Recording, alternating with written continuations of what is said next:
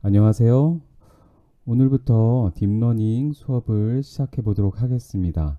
어, 딥러닝과 설계라고 이름을 붙인 이유는 저희 수업이 딥러닝의 이제 기초적인 내용들을 다루고 대표적인 모델들을 소개하지만 응용의 관점에서는 공학 설계에 어떻게 딥러닝을 활용하는지에 대해 주로 소개하기 때문에 이렇게 이름을 붙여 봤습니다. 오늘은 일단 챕터 1 인트로덕션부터 시작을 해보도록 하겠습니다. 그리고 본 강의에서 활용한 레퍼런스들을 어, 나타냈는데요. 일단은 저희 강의 슬라이드나 뭐 실스 코드 등은 저희가 이 사이트에 가시면 다운 받으실 수 있고요. 그리고 뭐 그 실스 코드를 위해 저희 학생들이 수고를 해주셨습니다. 그리고 이제 강의 소스는 그러니까 제가 뭐 다 바닥부터 새로 만든 게 아니고요. 이제 이미 오픈되어 있는 너무나도 좋은 강의들이 많습니다. 그래서 그 강의들을 바탕으로 저도 만들었고요. 그래서 여러분들이 이제 딥러닝을 처음 해보신다라고 생각하시면 이제 기본적으로 익히셔야 할 대표적인 강의들이 있습니다. 위에서 예를 들어 요 5개 정도를 볼 수 있겠는데요. 그래서 이제 앤드류 응 교수님, 딥러닝의 굉장히 유명한 교수님께서 이제 그 머신러닝 클래스를 만들어 놓으셨습니다. 그래서 뭐 영어 강의이긴 하지만 한글 본도 굉장히 많아요. 워낙 유명해서 충분히 찾아보실 수 있고요. 그리고 이제 스탠포드의 CS231N이라는 수업이 있는데 조금 더 깊이 있게 딥러닝에 대해서 최신 딥러닝 기술에 대해서 배우실 수 있습니다. 이것도 다 오픈되어 있고요. 유튜브로. 그리고 뭐 조금 더 이제 뭐 이런 뭐 딥제너레이티브 모델 이런 걸 더 배우고 싶으시다. 그러면 이제 그러한 사실 너무 많은 강의들이 인터넷에 널려 있어요. 그래서 여러분들이 조금만 관심이 있으시다면 다 찾아서 들으실 수 있고 코드들도 굉장히 잘 되어 있습니다. 그리고 근데 시작하시는 분 입장에선 사실 요 영어 강의보다는 한글어 강의가 더 편하실 테니 모두를 위한 딥러닝 그 이제 김성훈 교수님이 만드신 강의 워낙 유명하죠. 그래서 이 강의 먼저 들으세요. 그래서 하시면 아주 기초적인 텐서플로우부터 시작을 합니다. 근데 이제 텐서플로우가 1.0에서 2.0으로 넘어가면서 조금 코딩하는 방법이 바뀌었고 그래서 딥러닝 시즌 2에서는 이제 바뀐 방법론에 대해서 소개를 하고 있습니다. 그래서 이 수업을 듣더라도 요 두 개는 그러니까 뭐두 개를 다 들으실 필요는 없지만 예를 들어 뭐 2를 들으신다라고 하면 최신 거를 들으신다라고 하면 이거 정도는 기본으로 들으시는 게 좋을 것 같아요. 네. 이 수업 내용은 일단 크게 챕터 1, 2, 3으로 이루어져 있고요. 오늘 다룰 내용은 딥러닝이란 무엇인가, 그리고 그럼 딥러닝을 공학 설계에 어떻게 적용할 수 있는가에 대해서 살펴볼 거고요. 그 후에 지도 학습이라고 불리는 supervised learning이랑 비지도 학습, unsupervised learning을 한번 배워보도록 하겠습니다. 많은 분들이 이제 딥러닝에 대해서 많이 익숙해지셨을까 생각합니다. 그 용어에 대해서. 그런데 이제 뭐 인공지능, 머신러닝, 딥러닝 이런 말들이 굉장히 혼재해서 사용이 되고 있죠. 그렇다면 이 각각의 의미가 어떠한 것인지 조금 그 구조를 한번 살펴볼 필요가 있을 것 같아요. 그래서 인공지능이라고 불리는 AI는 우선 사람처럼 생각하고 사람처럼 행동하는 기계나 시스템을 만드는 연구라고 생각을 하시면 됩니다. 그래서 이 연구는 굉장히 오래전부터 시작되었던 연구였고요. 흔히 말하는 요즘에 각광받고 있는 딥러닝 그 것만 AI가 아니고 그 딥러닝 자체도 단지 그 AI의 한 부분이라고 분야라고 생각을 하시면 돼요. 그래서 일단 데이터 기반으로 하든 혹은 룰 기반, 규칙 기반으로 하든 사람처럼 생각하고 행동하게 만드는 모든 기술들은 AI라고 부릅니다. 정말 단순하게는 if문을 가지고도 AI라고 할 수 있던 시대가 있었던 거죠. 그런 후에 머신러닝이 발전하게 됩니다. 머신러닝은 기계가 학습을 할 수 있도록 하는 인공지능의 한 연구 분야입니다.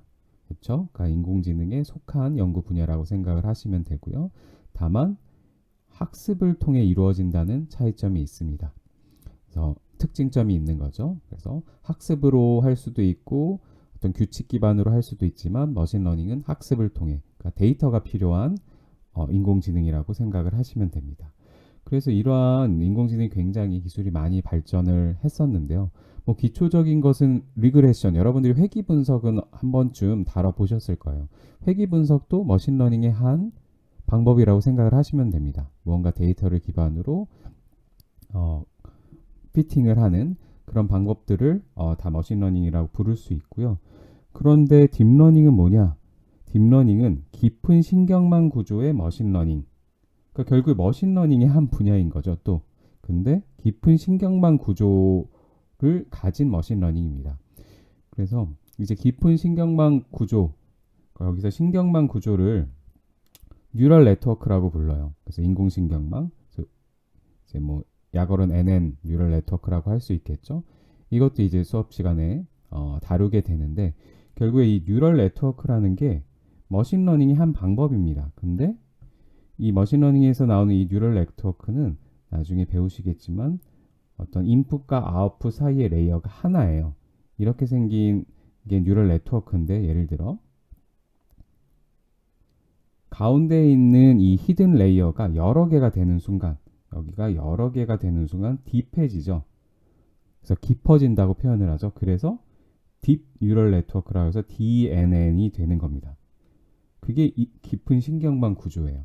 그래서 아주 단순하게만 설명을 하면 머신러닝에 뉴럴 네트워크라는 게 있는데, 그 뉴럴 네트워크의 히든 레이어가 여러 개가 겹쳐져서 깊어지면 그게 딥러닝이 되었던 겁니다. 그래서 가장 기초적인 건 그렇고, 그 후에 다양한 이제 아키텍처들이 발전을 하게 됩니다. 그래서 딥러닝도 머신러닝의 일부다라고 생각을 하시면 되고요.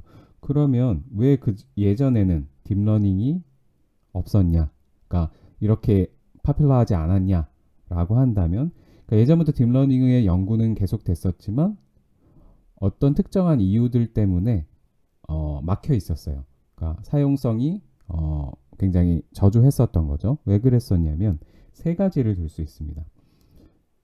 첫 번째, 예전엔 데이터가 부족을 했어요. 근데 요즘에는 인터넷이 발전하고 IoT 기술이 발전하면서 실시간으로 데이터를 얻을 수 있는 방법들이 굉장히 용이해졌죠. 그리고 굉장히 큰 빅데이터가 존재를 합니다. 그 데이터를 쉽게 얻을 수 있다는 점.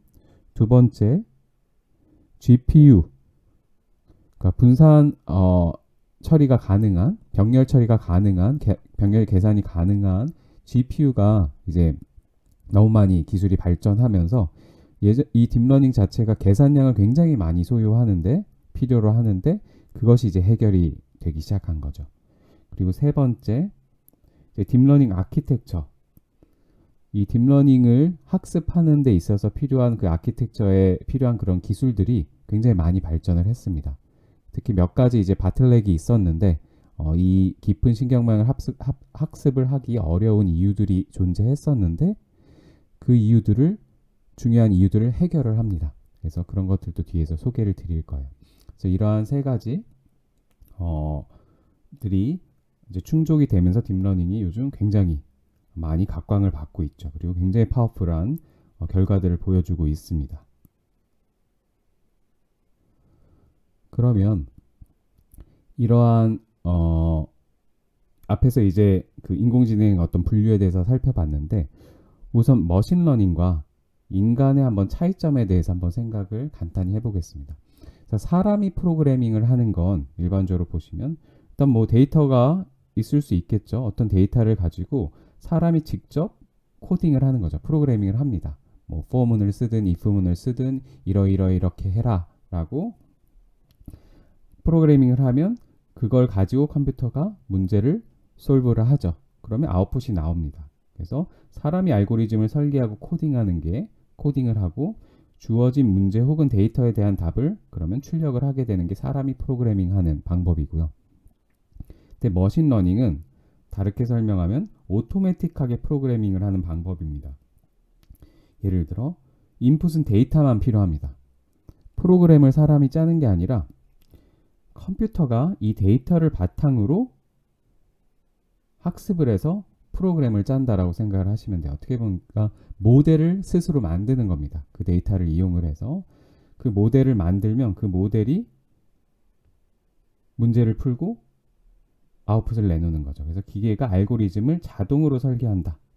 그러면 주어진 문제에 대한 답을 주는 프로그램을 출력한다. 그러니까 프로그램이라고 표현하면 조금 어색할 수도 있겠지만, 그러니까 모델을 출력한다고 생각을 하시면 돼요. 어떤 모델을. 근데 사람이 프로그래밍을 하는 건 사람이 직접 모델을 만들고 그 모델을 이용해서 답을 출력을 하는 거고요. 그리고 머신러닝과 딥러닝의 차이점을 좀 살펴본다면, 아까 이제 가장 기초적인 비교 방법은 머신러닝에서 쓰는 법은 NN이고 딥러닝에 쓰는 방법은 딥NN이다. 딥 뉴럴 네트워크 DNN이다. 그래서 이 딥하다라는 거에만의 차이가 있다라고 말씀드렸지만, 이제 어떻게 보면 기초적인 분류 방법이고요. 또 조금 더 근본적인 차이점을 보면, 머신러닝은 기존에 이제 인풋 데이터가 있다면 뭐 차량의 성능에 대해서 뭔가를 예측을 해야 된다라고 한다면, 사실 차량에 들어가는 다양한 시스템의 그 복잡한 고차원의 데이터를 다 사용하는 게 아니라 어떤 전문가가 중요한 그런 피처들을, 특징들을 추출을 합니다. 아, 그래? 그럼 뭐 엔진의 크기, 뭐 이런 것들.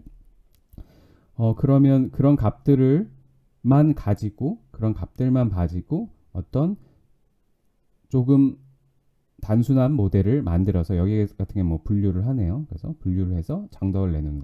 여기 예시는 이제 이미지로 되어 있어서 뭐 인풋 이미지가 들어오면 이미지에 뭐 특정 피처를 만약에 사람이 정의를 한다면, 뭐 바퀴가 있냐 없냐, 뭐 창문이 있냐 없냐, 뭐 이런 것들을 보고 있냐 없냐의 데이터를 모아서 그거를 모델을 만들면, 그 모델에 의해서 얘는 차가 아니야 라고 이렇게 분류를 하는 거죠. 예를 들어 딥러닝은 어떻게 하냐, 이 인풋 데이터라는 게, 그러니까 이미지라고 생각하면 굉장히 고차원의 데이터죠. 그러니까 그냥 창문이 있냐 없냐, 바퀴가 있냐 없냐의 문제가 아니라 그냥 이미지 자체로 보면 픽셀로 생각을 할 수 있고, 고차원의 픽셀에 색깔이 들어간 RGB 값이 들어간 복잡한 데이터예요. 이거를 그냥 딥러닝에 넣어주면 알아서 피처를 익스트랙션 합니다. 그러니까 알아서 이 고차원의 데이터를, 다량의 데이터를 어떤 복잡한 네트워크를 통과를 해서 나중에 무언가 이제 중요한 피처들을 뽑아내요. 근데 이 피처들은 사람이 그냥 봐서는 해석하기 어려운 굉장히 비선형적인 무언가를 뽑아내는 겁니다. 잠재적인 값을. 그러면 그 값들을 바탕으로 또 이 딥러닝이 최종 아웃풋을 내놓습니다. 그래서 그게 자동차냐 자동차가 아니냐. 그래서 이렇게 고차원의 데이터에서 사람이 직접 피처를 익스트랙션해서 무언가 아웃풋을 내는 건 머신러닝이고요. 근데 딥러닝에서는 아예 사람의 개입이 없이 고차원의 데이터에서 그냥 모델만을 통해서 중요한 피처를 추출해내는 게 딥러닝입니다. 그럼 이번에는 그 학습의 세 가지 분류에 대해서 한번 살펴보도록 하겠습니다. 학습은 크게 지도학습, 비지도학습, 강화학습, 이렇게 세 가지로 구분을 할 수 있어요. 그 머신러닝 관점에서 보면. 그러면 이제 지도학습은 뭘 이야기를 하는 거냐면, 레이블드 데이터, 그러니까 레이블이라는 건 정답이에요. 그러니까 이 사진이 고양이다, 개다 라는 정답을 레이블이라고 하고요. 그 레이블이 돼 있는 데이터를 가지고 학습을 하는 거고요. 그렇게 했을 때 뭘 할 수 있냐? 주로 클래시피케이션과 리그레션을 할 수 있습니다. 그래서 클래시피케이션은 뭐냐? 아까 데이터가 이제 어떤 사진은 고양이고 어떤 사진은 개다 라는 게 정답이 달려 있기 때문에 모델을 통해 그것을 구분 지을 수가 있어요. 이제 새로운 데이터가 들어오면 그게 개인지 고양인지를 구분을 하는 겁니다. 그래서 개인 사진과 고양이인 사진을 나눌 수 있는 이 바운더리를 학습을 하는 거죠. 리그레션은 뭐냐? 뭔가 컨티뉴어스한 연속적인 값에 대해서 예측을 하는 겁니다. 예를 들어 뭐 날씨 예측이나 주가 예측 이런 게 가능하겠죠. 그래서 어떤 데이터들이 이렇게 온도 데이터들이 있으면 그것을 핏하는 뭐 직선이나 뭐 곡선을 만들어낼 수 있겠죠. 그래서 이렇게 하는 것들을 지도학습이라고 해요. 그래서 정답이 있기 때문에 그 정답을 학습하는 겁니다. 그럼 비지도 학습은 뭐냐? 비지도 학습은 뭐냐? 레이블이 없는 경우, 정답이 없는 경우의 데이터를 학습하는 건데, 그래서 주로 많이 사용되는 방법이, 그러니까 목적이 이제 클러스터링을 할 때, 그 클러스터링이라는 건 뭐냐면 클래시피케이션이랑 굉장히 비슷해 보여요. 그렇죠? 근데 차이는 뭐예요? 클러스터링은 레이블이 없는, 정답이 없는 데이터를 나누는 겁니다. 어떻게 나누냐? 일단 그냥 정답이 없는 데이터를 학습을 해서 얘가 특징이 비슷한 애들끼리 묶어요. 묶으면 이렇게 모델을 통해서 각 학습된 애들, 가까운 애들끼리 이렇게 한번 묶어봤더니 묶어본 후에 들여다봤더니 얘는 개고 얘네들은 고양이네 라고 사람이 분석을 할 수 있는 거예요. 그렇죠? 그래서 오른쪽의 클래시피케이션은 개인지 고양이인지를 이미 알고 있는 상황에서 걔네들의 특징을 구분할 수 있는 이 바운더리를 찾는 거고, 어떻게 보면 클러스터링은 그걸 모르는 상황에서 학습을 해서 그 데이터끼리의 유사성만 보고 그룹을 짓고 그 그룹의 의미를 찾는 거죠. 그래서 사실 현실 세계에서는 클래시피케이션보다 클러스터링이 어쩌면 좀 더 의미가 있습니다. 왜냐하면 레이블된 데이터가 굉장히 없는 경우가 대부분이니까요. 그렇죠? 그리고 두 번째 비지도 학습에서 할 수 있는 태스크 중에 중요한 게 하나가 디멘셔널리티 리덕션, 그러니까 차원 축소입니다. 그래서 차원 축소라는 건 뭐냐? 나중에 이제 각각의 필요한 방법론들은 배우겠지만, 예를 들어 인풋 데이터가 있어요. 여기 인풋 데이터가 어떤 고차원의 데이터가 있다고 합시다. 그럼 예를 들어 뭐 또 사진을 예시를 들면 사진 픽셀 값들을 넣으면 예를 들어 뭐 여기는 이제 간단하지만 예를 들어 뭐 4차원의 데이터를 2차원으로 축소를 해버리는 거예요. 2차원으로 어떤 연산을 통해서 2차원으로 축소를 하고 얘를 다시 4차원으로 복원을 합니다. 여기에서 4차원을 복원을 해서 원래 인풋 데이터가 그대로 나올 수 있게. 그 말은 무슨 말이냐면 원래는 4차원으로 표현돼야 하는 데이터인데 2차원으로 축소한 다음에 그걸 다시 복원을 시킨 거예요. 그러면 2차원으로 4차원을 다시 복원시켜서 원래 값을 낼 수 있다는 건 데이터를 2차원으로도 충분히 표현을 할 수 있다는 얘기죠. 그러니까 차원을 축소한 겁니다. 이렇게 되면 장점이 뭐냐? 이 2차원에서 새로운 데이터를, 그러니까 요 값을 뭐 이게 어떤 인풋 데이터가 있으면 걔가 2차원으로 들어갔을 때 뭐 3.5, 뭐 4.5 뭐 이렇게 된다고 칩시다. 그러면 이 3.5, 4.5가 되는데 뭐 내가 여기서 뭐 1.5, 2.5라는 데이터를 그냥 하나 집어넣어서 복원을 시키면 4차원을 복원시키면 새로운 데이터를 또 만들어낼 수가 있어요. 그러니까 저차원으로 축소를 해놓으면 저차원의 공간에서 내가 어떤 값을 샘플링을 해서 다시 이 오른쪽 네트워크를 통해서 복원을 시키면 새로운 데이터가 만들 수가 있습니다. 그러니까 새로운 사진을 만들 수 있는 거죠. 그래서 디멘셔널리티 리덕션이 되면 좋은 게 가능한 게 이제 생성 모델을 만들 수가 있어요. 그래서 제너레이티브 모델을 만들 수가 있다. 딥러닝으로. 그래서 차원 축소를 하면 제너레이티브 모델이 또 가능해진다. 라는 걸 알 수가 있고요. 그 다음에 이제 마지막으로 강화학습. 강화학습은 뭐 저희 강의에서 강화학습을 다루지는 않습니다. 근데 강화학습도 이제 중요한 부분 중에 하나인데 얘는 다른 러닝들과의 차이점이라고 한다면 일단 어떤 액션 시리즈가 있는 그러니까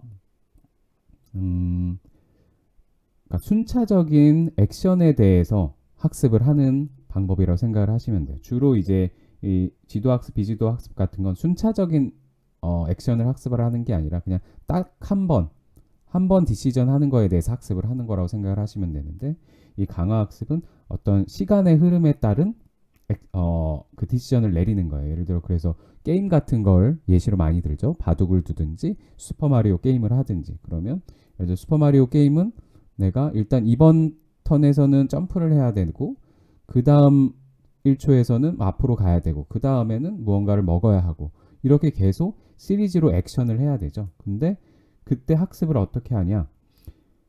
지도학습이랑 비지도학습은 우리가 데이터를 갖다 주죠. 근데 강화학습은 데이터를 갖다 주는 게 아니라 스스로 환경에서 데이터를 수집을 해서 학습을 합니다. 그러니까 예를 들어 아까 그 슈퍼마리오 예시처럼 얘가 게임을 그냥 하면서 트라이얼 앤 에러로 경험을 통해 데이터를 학습을 하는 거예요. 그래서 앞으로 가봤더니 죽네. 여기선 점프하니까 사네. 그리고 다음에는 무언가를 먹어야 되네. 먹지 않으면 죽네. 이런 거를 계속 시행착오를 겪어가면서 그 시행착오가 곧 데이터가 되는 거죠. 그래서 이제 강화학습은 보통 에이전트가 있고 환경이 있습니다. 에이전트는 슈퍼마리오가 되는 거고요. 학습하는 주체가 되는 거고, 환경은 게임 상황인 거죠. 그래서 환경을 만들어줘야 됩니다. 그게 시뮬레이션이든 실제 상황이든. 그러면 슈퍼마리오가 무언가 액션을 취하면 뭔가 점프를 하든지 앞으로 가든지 뒤로 가든지 그런 환경에서 그거에 대한 결과를 내주죠. 이렇게 되면 죽어. 이렇게 되면 점수가 올라가.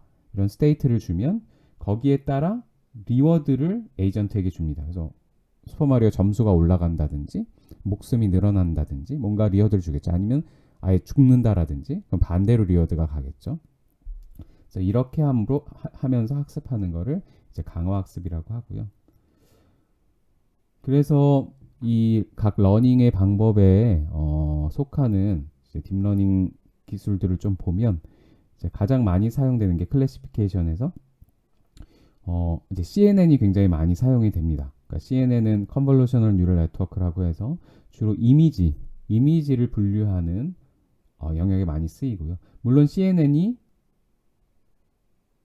회귀 분석 리그레션에도 사용이 됩니다. 근데 어쨌든 CNN이 클래시피케이션에서 많이 사용되고, 그냥 DNN도 많이 사용이 됩니다. 그래서 딥 뉴럴 네트워크 앞에서 소개드린 그거에 좀 더 어드밴스드 된 방법이라고 생각하시면 되고, CNN은 그 다음에 회귀 분석에 많이 사용되는 건 주로 RNN이라는 걸 이제 리커런트 뉴럴 네트워크인데, 얘는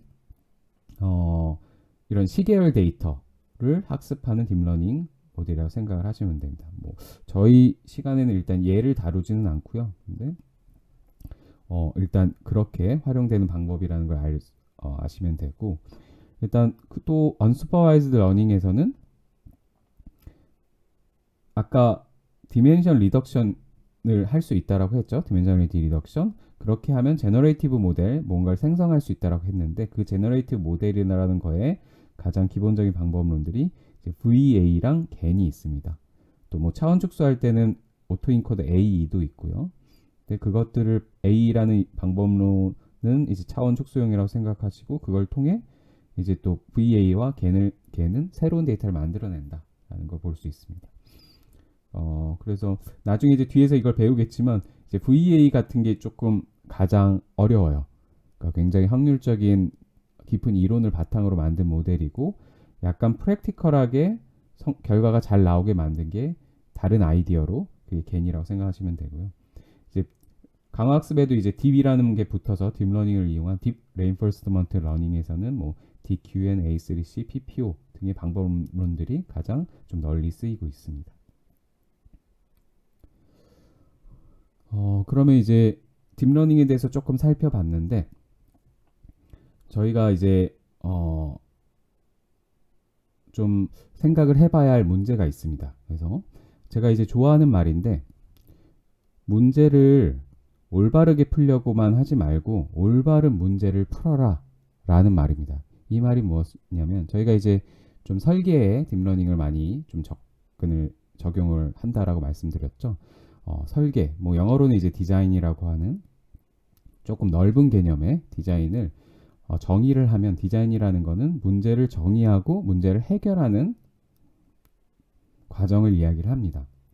근데 요즘 문제를 해결하는데 너무 집중이 돼 있어요. 그러니까 AI 자체가 너무 인기다 보니까 어떻게 문제를 잘 해결할까에 집중이 되어 있는데, 그래서 생각보다 많은 사람들이 이젠, 그러니까 이게 많이 어떻게 보면 민주화됐어요. 그러니까 이 인공지능 이 프로그래밍 플랫폼 자체가 너무 잘 돼 있어서, 그러니까 쉽게 라이브러리를 갖다 쓸 수가 있게 되어 있어서 이제 많은 사람들이 이 부분을 쉽게 다루기 시작을 했습니다. 그리고 앞으로는 더 쉽게 갈 것이고 결국엔 툴이 될 것 같아요. 그냥 단순한 툴이 되는 시대가 올 텐데, 문제는 정작 산업에 가보면, 산업 현장에 가보면 인공지능을 못해서가 아니라 인공지능으로 풀어야 되는 문제를 정의를 못해서 어려움을 겪고 있습니다. 그러니까 그 이유는 기존에 이제 인공지능으로 풀고 있는 문제들이 대부분이 좀 한정돼 있어요. 한정된 영역에서 뭐 얼굴을 생성한다든지 뭐, 자연어 처리를 한다든지, 기존에 뭔가 데이터들이 굉장히 많고 컴퓨터 사이언스에서 오랫동안 해왔던 그 도메인에 대해서는 굉장히 잘합니다. 근데 막상 제조업 현장에 가보면 그 도메인 날리지가 없게 되면, 있지 않고서는 AI가 풀 수 있는 문제를 제대로 정의를 할 수가 없어요. 그러니까 문제가 잘못 정의되면 아무리 팬시한 AI를 가지고 가서 풀어도 의미 있는 답이 나오지를 않습니다. 그러니까 예를 들어 얘는 인공지능이라는 거는, 그러니까 인공지능의 이제 한 분야로 저희가 지금 딥러닝을 계속 다루고 있죠. 딥러닝은 데이터 드리븐 모델이기 때문에 데이터를 필요로 하는, 데이터를 인풋으로 하는, 그러면 데이터가 쓰레기면 아웃풋이 쓰레기가 나올 수밖에 없어요. 그래서 뭐 갈비지 인 갈비지 아웃이라고 표현을 하는데요. 그래서 엔지니어링 도메인에 있는 사람이 그 엔지니어링 문제를 정확히 디파인을 해줘야 됩니다. 그리고 어떤 문제를 풀 것인지 정확히 디파인을 해주고 그 문제에 필요한 데이터들을 모아야겠죠. 처음에 라 데이터일 거예요. 굉장히 정제되어 있지 않는 데이터들. 그런 데이터들을 나의 도메인 지식을 통해서 클리닝을 해줘야 됩니다. 클리닝을 해준 후에 그 데이터를 또 AI가 풀 수 있는 문제로, 그러니까 문제 자체도 매핑을 해줘야 되고 그 데이터 자체도 전처리를 해줘서 매핑이 되면 이제 트레이너블한 데이터로 바뀌겠죠. 그 라 데이터가. 그 데이터를 가지고 AI를 가지고 해결을 하면 잘 해결이 됩니다. 그래서 막상 그 제조 현장에서, 어떤 제품 개발 현장에서 문제만 잘 정의하고 도메인 날리지를 가진 사람이 그 데이터를 잘 정제만 해주고 전처리를 해주면 아주 간단한 딥러닝 알고리즘으로도 굉장히 좋은 성능을 발휘하는데요. 반대로 그런 것들을 무시한 채 그냥 막 갖고 있는 모든 데이터를 그냥 인공지능에 그냥 아무 의미 없이 넣는다라고 하면 문제가 해결이 잘 안 됩니다. 그래서 여러분들에게 좀 추천드리고 싶은 건 본인의 도메인이 있어야 돼요. 이제 앞으로는 그냥 인공지능만 해서는 안 되고 본인만이 잘 이해하고 있는 도메인에 대해서 잘 갖고 계셔야 되고요. 그러면서 동시에 AI를 이해할 수 있어야 됩니다. 그러면 두 가지를 그러니까 그래야 AI로 올바른 문제를 해결을 할 수가 있는 거죠. 그래서 이렇게 일단 딥러닝이 무엇인지에 대해서 좀 소개를 드렸고, 문제 정의가 중요하다라는 거 소개를 드렸습니다. 하지만 뭐 저희 수업은 일단 문제 해결에 필요한 방법론들을 배우는 거고요. 그 방법론들을 여러분의 각각의 도메인에, 각각의 학과에 사용을 하시면 됩니다. 그럼 지금부터는 일단 그럼 어떻게 우리가 배울 딥러닝을 공학 설계 혹은 기계 설계에 활용을 할 수 있을까를 한번 소개해 드리도록 하겠습니다. 그래서 저희 연구실이 연구하고 있는 이제 주제는 결국에 어떻게 하면 AI가 엔지니어링 시스템을 스스로 설계할 수 있게 할까라는 문제를 해결을 하는 건데요. 그래서 X 플러스 AI라고 부르죠. 그래서 X라는 도메인에 AI를 어떻게 접목을 시킬까? AI 플러스 X라고도 부릅니다. 그래서 근데 어느 쪽을 더 중요시 할 거냐에 따라 조금 뉘앙스가 다르겠죠. 근데 일단 AI를 살펴보면 AI는 아까 말씀드린 대로 방법론입니다. 방법론, 문제를 해결하기 위한. 그래서 AI는 결국에 한마디로 표현하면 딥러닝을 특히 펑션 어프록시메이션이에요. 그러니까 어떤 함수를 근사화하는 겁니다. 뭔가 시스템이 있으면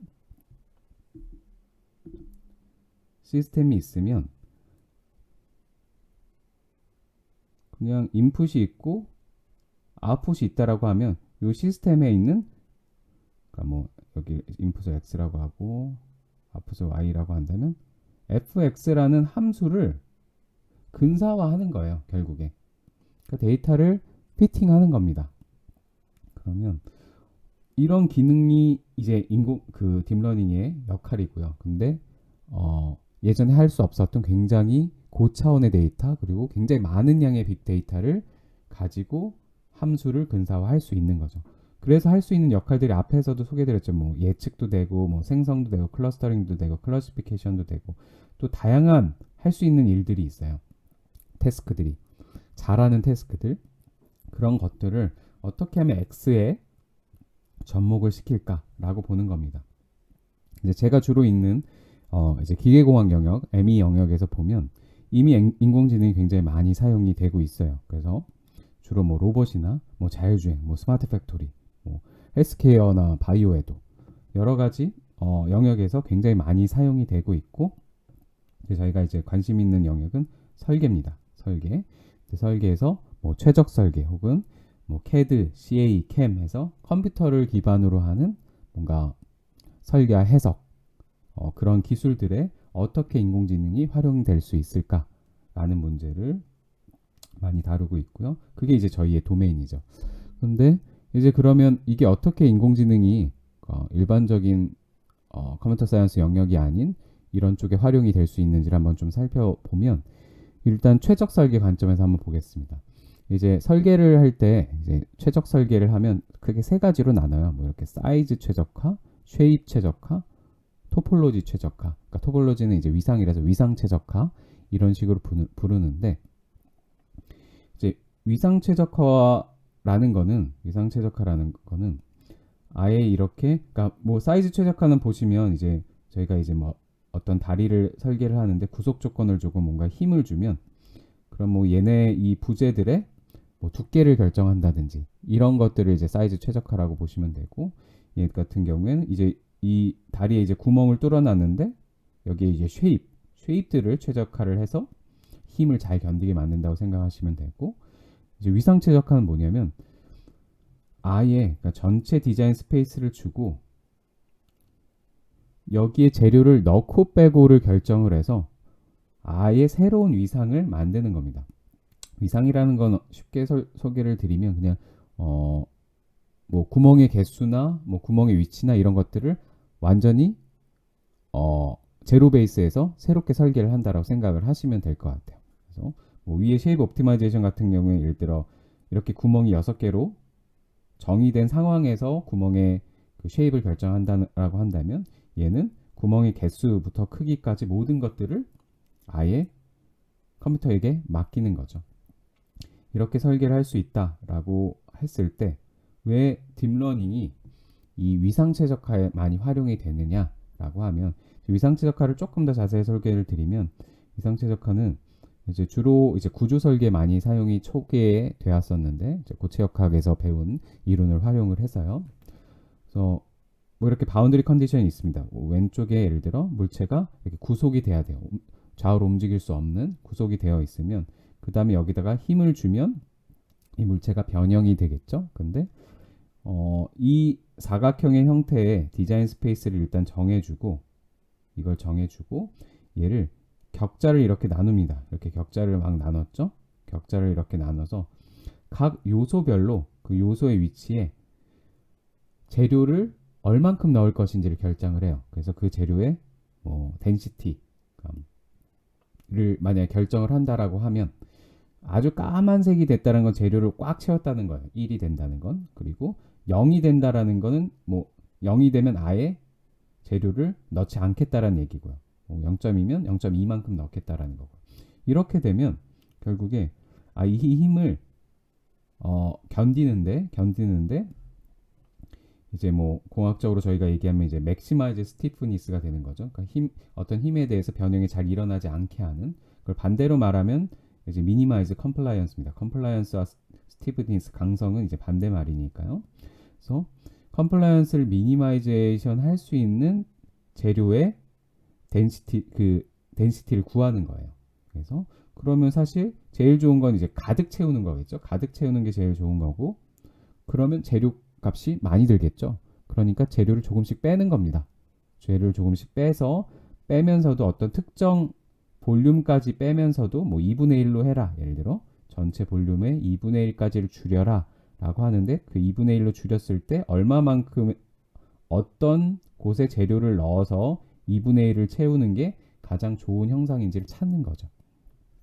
이게 이제 위상 최적화인데, 길게 소개를 드렸지만, 그렇게 이제 공학적인 원래 공학 설계에서 사용되는 방법인데 살펴보니까 이게 마치 이미지의 픽셀 같이 생긴 거예요. 엘리먼트의 덴시티를 넣고 결정한다라는 건 마치 그 사진에서 픽셀의 RGB를 선택하는 거와 유사하죠.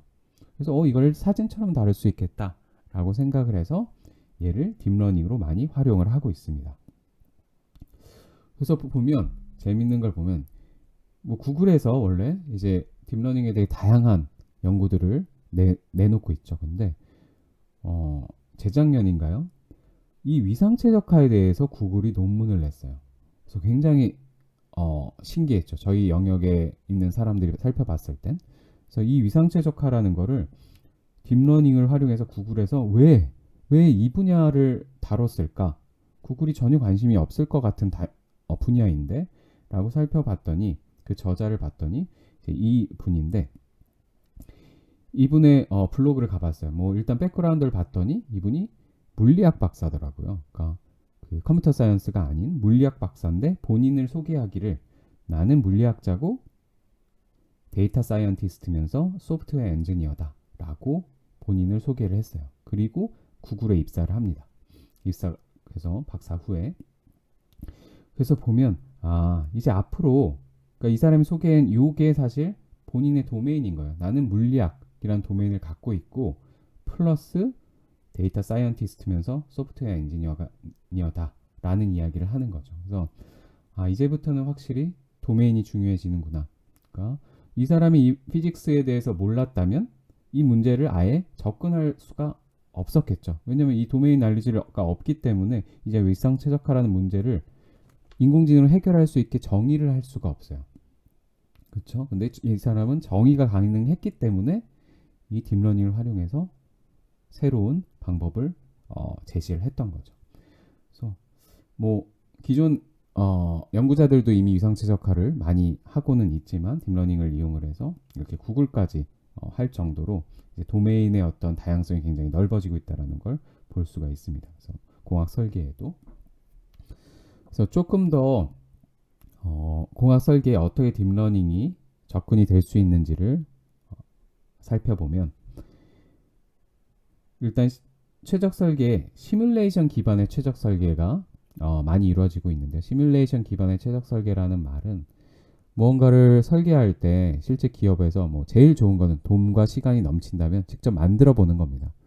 직접 다 만들어 보고 다양한 케이스들을, 수천 케이스를 만들어 봐서 이렇게 설계하면 성능이 제일 좋구나 라고 선택하면 되겠죠. 근데 그게 현실적으로 불가능하죠.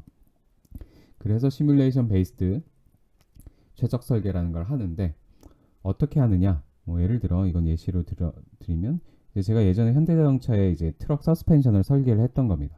그 최적화를 하기 위해서 그럼 이 스프링, 그러니까 그 대형 트럭의 이 스프링을 최적 설계를 하려면 사실 얘는 먼저 문제 정의를 해야겠죠. 도대체 어디를 설계할 건데, 이 시스템 자체가 굉장히 고차원의 데이터입니다. 그러니까 3차원의 물체고, 그러면 모든 쉐입이나 어떤 모든 디멘션을 다 최적화할 수가 없어요, 한꺼번에. 그래서 이렇게 파라미터라이제이션을 합니다. 그러니까 얘를 옆면에서 봤을 때 뭐 여기에 높이, 여기에 길이, 여기 길이, 뭐 각도, 뭐 이런 것들을 다 정의를 할 수가 있겠죠. 그런 다음에 다 최적화를 할 수 없으니 대부분 중요하지 않은 부분은 픽스를 해놓고 만약에 어떤 특정 중요하다라고 생각하는 어떤 부분들 몇 가지만을 예를 들어 베리어블로 삼습니다. 그러니까 여기만 최적화를 하자. 나머지 픽스하고. 그런 후에 그래서 보통은 최적 설계할 때 문제 정의를 이제 세 가지가 필요한데요. 그래서 뭐 오브젝티브가 필요하고 그러니까 목적 함수. 그래서 뭘 할 건데 예를 들어 뭐 강성을 최대화하겠다. 뭐 이런 거. 그럼 그다음 베리어블은 뭔데? 그러니까 디자인 베리어블은 뭔데? 라고 하면 얘를 최적화를 하겠다. 그다음에 뭐 제약 조건은 뭔데? 뭐 어느 이상 변형은 일어나면 안 된다. 아니면 특정 구간의 스트레스가 응력이 이거 이상이면 안 된다. 뭐 이런 컨스트레인을 주겠죠.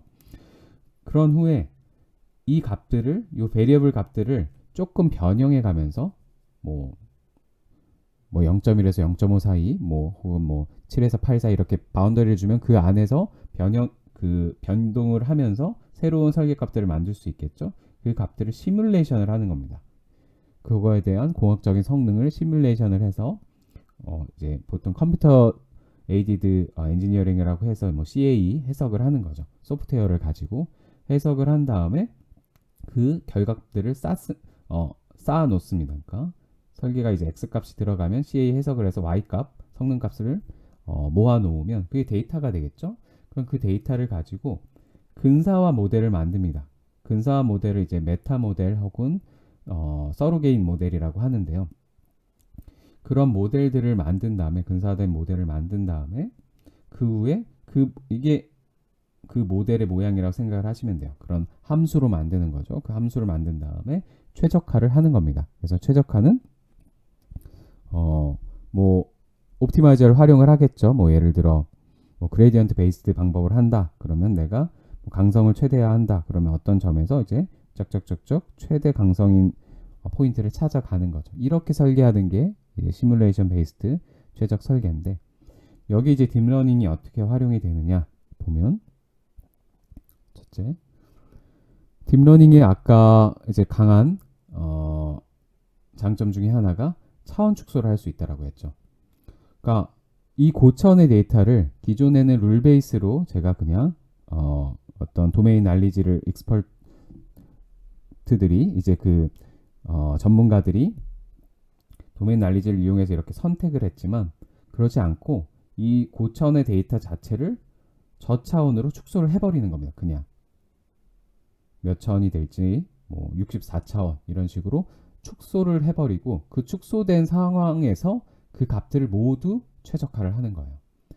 그러면 원래는 이게 너무 고차원이기 때문에 이걸 다 최적화하지 못했지만 저차원으로 축소해 놓고 그 축소된 공간에서 내가 가장 좋은 디자인을 찾아 나가면 굉장히 효과적으로 최적 설계를 할 수가 있겠죠. 그리고 이렇게 축소를 해버리니까 자연스럽게 파라미터라이제이션이 되는 겁니다. 그러니까 파라미터를 이용을 해서 이 전체 설계를 표현을 할 수 있게 됐다는 얘기죠. 그리고 그래서 축소된 공간에서 최적화를 할 수 있는 장점이 있다. 그 다음에 이제 두 번째 시뮬레이션을 만들고 메타 모델을 만드는 과정에서 딥러닝이 뭘 할 수 있냐? 데이터 제너레이션을 할 수가 있습니다. 그러니까 아까 차원이 축소되면 새로운 데이터를 만들어낼 수 있다라고 했죠. 새로운 데이터를 만들어낼 수 있으니까 아까는 그냥 단순히 여기 몇 개의 요 디자인 베리어블을 변형을 시켜서 새로운 디자인을 만들었지만 정말 다양한 이 스프링의 형상을 원래 표현을 할 수 있어야 되는 거죠.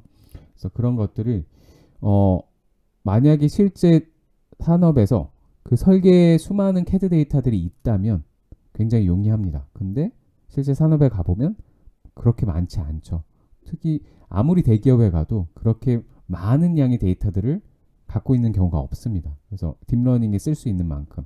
그래서 우리가 결국에 산업 현장에서 딥러닝을 하려면 바틀렉이 데이터를 우리가 다시 생성해 줘야 돼요. 뭔가 학습을 하기 위해서. 그래서 그러한 데이터 제너레이션에 활용을 할 수가 있고요. 딥러닝이. 그리고 그러면 딥러닝의 이제 또 강점이 이제 예측 능력. 예측 성능은 그러니까 기존에 이제 메타 모델이라고 한다라는 건 이렇게 함수를 표현을 했는데 결국에 그냥 머신러닝을 활용해 왔습니다. 예전에는. ML을 활용을 해왔는데 이제 딥러닝으로는 더 고차원의 데이터를 또 굉장히 넌리니어한 그런 공학적인 성능까지 잘 예측을 할 수 있게 되는 거죠. 그리고 마지막에 그럼 이제 최적화를 하는 건데 문제를 풀 때 뭘 사용을 하냐? 인버스 디자인이라는 게 있습니다. 자, 딥러닝에선 인버스 디자인이라는 거 뭐냐? 역설계죠.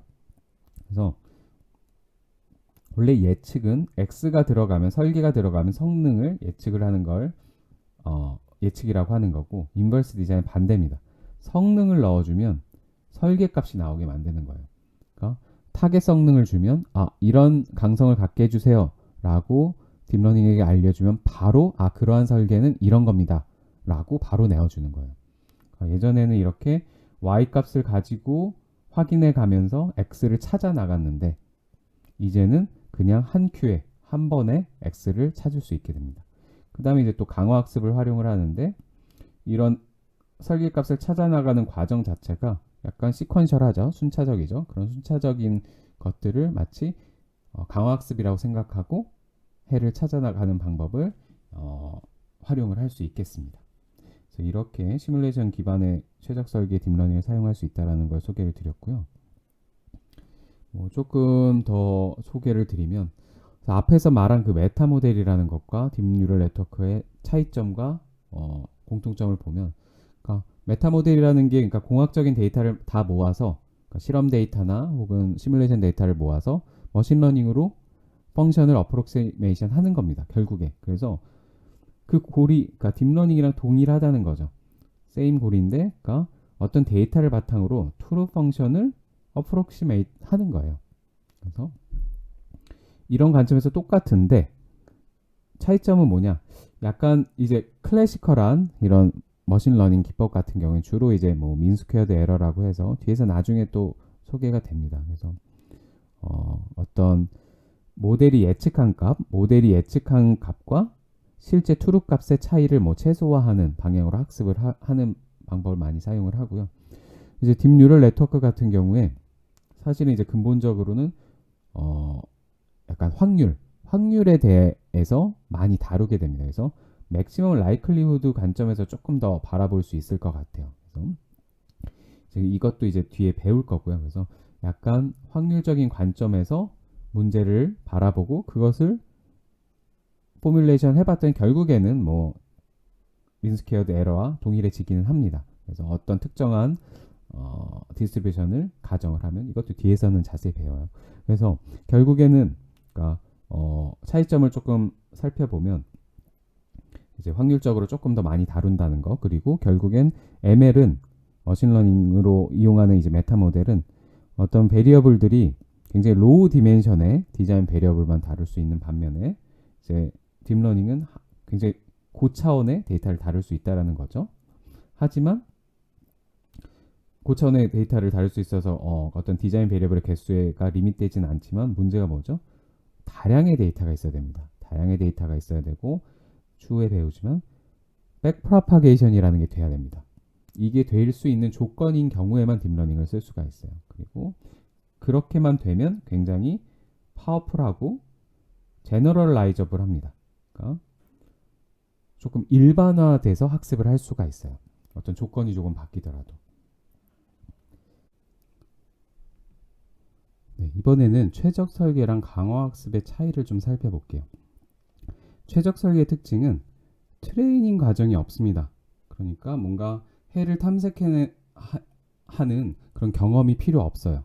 그리고 최적화라는 거는 그냥 그때그때 최적화된 해를 내어주면 되기 때문에 어떤 새로운 옵티마이제이션 문제가 들어오면 시간이 필요합니다. 그러니까 다시 풀어야 되는 거죠. 말 그대로. 그래서 테스팅할 때 시간이 많이 필요해요. 근데 강화학습은 뭐냐면 결국에 해를 찾는 방법을 계속 트레이닝을 합니다. 그렇죠? 데이터를 바탕으로. 그렇게 해서 초반에 시간이 굉장히 많이 들지만 나중에 어떤 새로운 문제가 들어왔을 땐 최적화해서 해를 찾는 게 아니라 바로 예측을 해버리는 거예요. 그래서 테스트를 할 때는 시간이 소요되지가 않아요. 그렇죠? 그러니까 최적 설계는 새로운 문제를 갖다 주면 그걸 다시 풀어야 하지만 강화학습은 새로운 문제를 갖다 주면 그 문제를 푸는 게 아니라 바로 예측을 해버립니다. 답을. 그리고 최적 설계는 기존의 이제 공학 설계에서는 모든 리퀘어먼트가 픽스드 돼야 돼요. 근데 강화학습 같은 경우는 약간 그런 리퀘어먼트가 바뀌더라도 그 상황에 적응해서 일반화된 답을 내줍니다. 예를 들어 최적 설계는 예를 들어 미로 찾기라고 생각하면 하나의 미로가 주어지면 얘가 그거에 대한 가장 최적 경로를 매번 찾겠죠. 근데 이 강화학습 같은 경우에는 이미 다양한 미로들을 학습을 해놓은 겁니다. 그래서 전혀 보지 않은 새로운 미로를 갖다 줘도 바로 답을 찾아내는 거죠. 예를 들어. 그리고 최적 설계 같은 경우에는 싱글 디시전, 그러니까 타임 시리즈 데이터가 아닌, 그러니까 어떤 순차적인 데이터가 아닌 한 번의 디시전을 가지고 찾기 위해서 사용이 됩니다. 주로. 왜냐면 설계라는 게 뭐 시간이 바뀌면서 변하는 게 아니니까요. 예를 들어. 근데 강화학습은 주로 시퀀셜한 디시전, 그렇죠? 이번엔 이렇게 했고 그 다음엔 이렇게 해야 되고 그 다음엔 저렇게 해야 되고 하는 시퀀셜한 디시전을 위해서 사용이 되고요. 그래서 이걸 뭐 조금 더 뭐 한마디로 표현한다면, 그러니까 최적 설계는 약간 물고기를 잡아주는 거고요. 매번. 강화학습은 물고기를 잡는 법을 아예 가르쳐 주는 겁니다. 우리가. 그래서 이런 차이점이 있다. 좀 소개를 드렸고, 그래서 어떻게 하면 기존에, 그러니까 왜냐하면 그 최적 설계라는 것, 최적화라는 게 결국에 딥러닝에서 말하는 최적화랑 동일해요. 그래서 그 근본에 있는 기본적인 이론이 같기 때문에 얘네들의 같고 다름을 잘 좀 이해를 하면 문제를 정리하기가 좀 용이해집니다. 그래서 이제 공학 설계에 딥러닝이 어떤 분야에 많이 쓰이고 있느냐를 또 조금 더 큰 그림을 살펴보면 앞에서 소개드린 위상 최적화에 굉장히 많이 사용이 되고요. 그 다음에 강화 학습을 이용한 최적 설계를 하는 연구들이 많이 있고요. 그리고 인버스 디자인 아까 말씀드렸죠. 타겟 성능이 주어지면 바로 최적화된 설계를 예측하는. 그리고 매터리얼 디자인 쪽에 굉장히 많이 쓰입니다. 그래서 재료 설계, 그래서 뭐 나노포토닉스 뭐 이런 쪽에 굉장히 많이 쓰여요. 그리고 이제 CA 및 시뮬레이션. CA는 아까 컴퓨터를 이용해서 해석하는 분야들. 그런데 그런 것들이 시뮬레이션 굉장히 시간이 오래 걸리기 때문에 그런 시간을 단축할 수 있는 그런 기술로 딥러닝을 많이 활용을 하고요. 혹은 바로 예측할 수 있는. 그 다음에 저희 쪽이 이제 데이터가 CAD 데이터가 많이 있기 때문에 그 CAD 데이터를 활용하는 연구들, 그리고 제조에 연결해서 제조 가능성을 보는 연구들, 그리고 쉐입 파라미터라이제이션. 그래서 어떤 복잡한 그 3D 형상들을 파라미터라이제이션, 차원 축소해서 파라미터라이제이션 할 수 있는 연구들. 그리고 이러한 설계들이 시장에 가서 성공할 수 있을지 고객의 그런 선호도를 예측하는 연구들이 많이 진행이 되고 있고요. 그리고 또 한 가지가 이제 저희가 관심이 많은 제너레이티브 디자인입니다. 제너레이티브 디자인이라는 거는 원래 이제 오랜 전통을 오랫동안 사용됐던 용어이긴 한데, 그래서 굉장히 광범위하게 쓰이는 무언가 설계를 자동으로 디지털화해서 탐색할 수 있는 기술들을 다 제너레이티브 디자인이라고 합니다. 그래서 이거를 요즘 말로 하면 결국에 인공지능이 스스로 다양한 설계를 만들어주는 기술이라고 할 수가 있겠죠. 근데 이 기술을 이용을 하려면 이 모든 영역의 기술들을 다 활용할 수가 있습니다. 그래서 이제 앞으로 그 인공지능이 어떻게 제품 설계를 할 수 있을까라고 하는 부분의 핵심이 되는 기술이라고 볼 수 있습니다. 그래서 보시면 뭐 이 동영상을 간단히 한번 살펴보시면 이렇게 의자를 스스로 설계를 하는 거죠. 이거는 사실 위상 최적화를 이용한 제너레이티브 디자인입니다. 그래서 여러 가지 그 디자인들을 컴퓨터가 스스로 설계를 하고 이 중에 사람이 원하는 거를 선택만 하면 돼요. 그래서 성능을 이제 확인도 해보고 공학적인 비교도 해보고 뭐 이렇게 되는 거죠. 그래서 이러한 기술들이 이제 과거에는 이제 주로 기계공학 기술들을 많이 활용을 했었는데 이 기술들의 이제 데이터 기반의 딥러닝 기술들이 조합이 되면서 다양한 역할을 해낼 수 있게 되고 자동화가 가능해지고 있습니다. 그래서 뭐 제너레이티브 디자인이 뭐냐? 뭐 간단히 또 여기서 뭐 설명을 드리면, 그러니까 제너레이티브 디자인이라는 게 이제 여러 방법들이 있어요. 그래서 근데 그 중에 이제 위상 최적화를 이용한 제너레이티브 디자인을 소개를 드리면, 위상 최적화가 아까 어떤 하중 조건이 있고 뭐 경계 조건이 있으면 그 조건 하에서 가장 스티프한 강성이 좋은 이런 구조를 만들어 주는 거라고 했습니다. 근데 이렇게 만들 때 여러 가지를 고려할 수가 있어요. 그러니까 이러한 설계가 뭐 첫 번째 뭐 하나의 설계안이 있는 게 아닙니다. 그러니까 최적화라는 거는 그저 글로벌한 옵티멈이 있겠지만, 가장 좋은 해가 있겠지만 다양한 로컬 옵티마들이 존재하기 때문에 그런 다양한 로컬 옵티마들을 찾을 수도 있고요. 두 번째는 이 최적 설계라는 문제가 그러니까 하나의 오브젝티브를 갖고 푸는 게 아니라 멀티 오브젝티브라고 해서, 그러니까 그 목적 함수가 여러 개일 수가 있겠죠. 그래서 뭐 공학적인 것만 해도 뭐 예를 들어 이런 하중 조건도 있고 저런 하중 조건도 있고 여러 가지 로드 케이스들이 있는데 그런 케이스들을 다 만족해야 된다든지, 아니면 힘도 견뎌야 되는데 제조성도 있어야 되고 뭐 신미성도 있어야 된다든지, 이런 여러 가지 오브젝티브가 존재하기 때문에 그런 것들을 만족시킬 수 있는 설계들은 여러 개죠. 그러니까 파레토 프론트라고 해서 그 모든 오브젝티브를 다 모든 걸 최대로 만족할 수 있는 디자인이 있는 게 아니라 서로 그 상충 관계가 있는 거죠. 심미적이면 약간 공학적이지 않고, 약간 공학적이면 심미적이지 않은 그런 그 사이에 다양한 설계들이 존재하게 된다는 거죠. 세 번째 마지막으로는 이런 그 위상 최적화를 하는데 들어가는 여러 가지 이제 디자인 파라미터들이 있어요. 그런 파라미터들이 어떻게 사람이 정의를 하느냐에 따라 다른 값이 나옵니다. 그러니까 최적 설계 값이. 그래서 그런 다양한 뭐 예를 들어 설계 조건들을 조합을 해보면 다양한 문제들이 만들어지고 또 거기에 따른 다양한 설계들이 나오게 되는 거죠. 그래서 이렇게 위상 최적화를 이용한 제너레이티브 디자인이 있다. 근데 그 제너레이티브 디자인이 과거의 제너레이티브 이 디자인은 그 데이터를 활용한 건 아니었어요. 그런데 이제 최근 딥러닝이 나오면서 보시다시피 이게 이제 저희가 예전에 박사과정 할 때 그 GM에서 받은 수십만 장의 데이터를 가지고 앞으로 배우실 VA라는 방법론을 가지고 학습을 시킨 거예요. 그렇게 학습을 했더니 이렇게 새로운 형상들을 만들어내는 겁니다. 그리고 그거를 학습을 하면 이렇게 저차원으로 압축을 할 수 있고 이 저차원에서 표현을 할 수가 있어요. 그래서 저차원 예를 들어 뭐 2차원에서 한 점을 찍으면 쿠페가 나옵니다. 근데 거기서 오른쪽으로 쭉 움직이면 SUV로 변해요.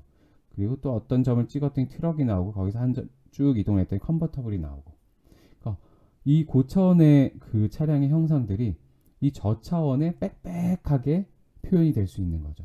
그럼 여기서 아무 점이나 뽑으면 그게 새로운 디자인이 되는 겁니다. 그래서 결국에 이 딥러닝에서 이 제너레이티브 모델은 데이터가 갖고 있는 확률 디스트리뷰션을 가장 근사화할 수 있는 모델 디스트리뷰션을 만드는 거예요. 그래서 이 노란색을 학습을 그러니까 요 파란색을 학습을 해서 이 노란색을 파란색에 가장 근접하게 만드는 겁니다. 그러면 그 노란색은 이제 우리가 학습한 모델인 거예요. 이 모델이 데이터를 완벽하게 모사할 수 있게 되기 때문에 여기서 이 분포에서 아무 포인트나 뽑으면 마치 여기서 얘를 뽑듯이 뽑으면 새로운 디자인이 나오는 거죠. 그러면 이런 방법을 어떻게 기존의 제너레이티브 디자인에 활용할 수 있을까라는 생각을 할 수 있겠죠. 그렇게 해서 나온 게 이제 AI 기반의 제너레이티브 디자인입니다. 그래서 저희가 나중에 맨 뒤에 뭐 인공지능과 공학 설계 그런 어플리케이션에 대해서 또 소개를 드릴 거예요. 그때 자세히 소개를 드릴 텐데, 예를 들어 과거의 설계 데이터들이 있으면 인공지능 기반의 CAD가 새로운 설계들을 이렇게 만들어냅니다. 그래서 설계 생성 단계. 그러면 그렇게 생성된 다양한 설계들을 가지고 인공지능 기반의 CAE-CAM, 그러니까 컴퓨터 기반으로 해석하는 모델이 공학적인 성능을 평가를 합니다. 얘는 공학적으로 우수하다 혹은 제조성이 우수하다 라는 걸 평가를 해서 필터링을 할 수 있겠죠. 기존의 설계들을 필터링을 하면 그 필터링이 된 그 디자인들을 인공지능 기반의 HCI, 휴먼 컴퓨터 인터랙션이죠. 그러니까 고객의 선호도 데이터를 학습을 해서 고객이 좋아할 만한 설계들을 추천을 해주는 겁니다. 스스로. 그러면 이 사람은 이런 휠 디자인을 좋아할 거야. 혹은 내 목표 시장에는 이러한 타겟 설계가 가면 성공할 확률이 높아 라고 추천을 해주는. 그래서 설계 생성, 설계 평가, 설계 추천의 3단계로 이러한 연구가 가능해집니다. 그래서 저희 웹페이지를 한번 보시면 더 많은 논문과 자료들을 얻으실 수 있고요. 그리고 실제 이 기술을 현대자동차에 접목한 예시를 간단히 소개해 드릴게요. 나중에 더 자세히는 소개가 되는데, 예를 들어 이제 자동차 회사에서 보통 이제 CAD와 그 CAE 프로세스가 있습니다. 그래서 거기에 이제 휠 설계 프로세스를 그 딥러닝 기반으로 접목을 시켰는데, 예를 들어 이제 저희가 2D 디자인을 만들고 인공지능으로 그걸 차원을 축소를 합니다. 고차원이기 때문에 그럼 축소된 차원에서 또 그 DOE라고 해서 샘플링을 합니다. 테스트를 그 공학적인 성능을 예측할 데이터들을 샘플링을 하고 그것들을 조합을 해서 일단 3D 설계를 만들고 자동으로 모든 게 자동입니다. 그렇게 한 후에 해석을 또 자동화합니다. 그래서 데이터들을 쌓고 공학적인 성능 데이터를 쌓고 그것을 딥러닝으로 학습을 시켜서 이제 어떤 설계가 들어가면 바로 공학적인 성능이 예측될 수 있도록 어떤 사람이 그동안 수작업으로 했던 그 많은 작업들을 단 1초 만에 해내는 겁니다. 그러면 그 후에 그 결과를 엔지니어가 이해할 수 있도록 요즘엔 또 설명 가능한 인공지능 기술이 많이 개발이 돼 있습니다. 그래서 그 기술을 이용을 해서 어떤 공학적인 난리지를 얘가 학습을 했는지를 확인을 하는 겁니다. 그래야 신뢰성 있는 툴이 되겠죠.